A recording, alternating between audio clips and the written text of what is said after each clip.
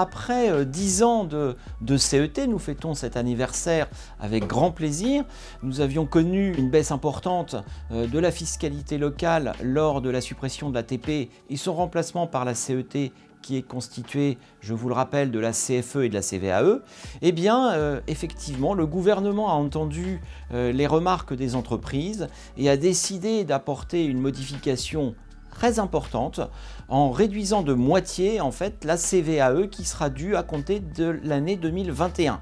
Et donc cette imposition qui va être réduite de moitié, ça se traduit tout simplement par la diminution du taux de 1,5% qui est le taux maximum de la CVAE par un taux de 0,75. Cela va effectivement avoir un impact dès les acomptes qui seront dus au mois de juin et au mois de septembre 2021 qui seront également réduits de moitié. Toute entreprise redevable de la CFE est redevable de la CVAE. Et donc toute entreprise redevable de la CVAE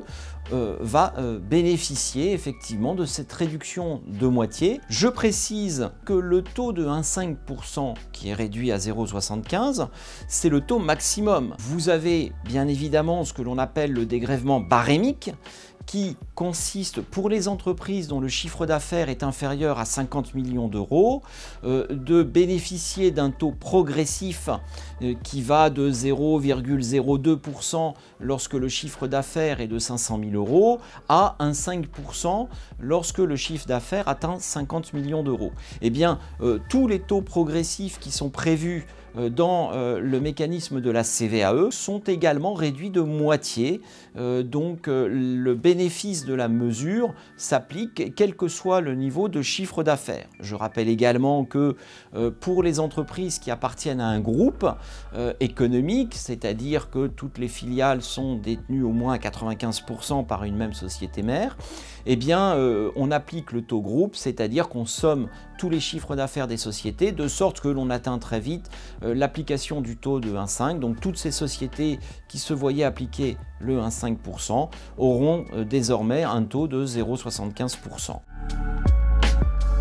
Mécaniquement, sur les avis en fait qui sont à télécharger sur l'espace abonné de chaque entreprise, puisque maintenant tout est dématérialisé, lorsque les entreprises se connecteront sur leur espace abonné, que ce soit pour l'acompte du 15 juin, l'acompte du 15 septembre 2021 ou pour la liquidation du solde de la CVAE 2021 en mai 2022, eh bien en fait le formulaire qui sera à remplir comportera d'office la réduction en fait du taux de 1,5 à 0,75%. Dès à présent, je vous invite effectivement à travailler vos budgets 2021, puisque ceux-ci, au départ, ont sans doute été calculés avec le taux d'origine de 1,5%. Vous pouvez donc dès à présent travailler vos budgets en réduisant de moitié les taux que vous appliquiez jusqu'à présent pour déterminer votre CVAE. Petite remarque aussi intéressante, malheureusement je dirais presque,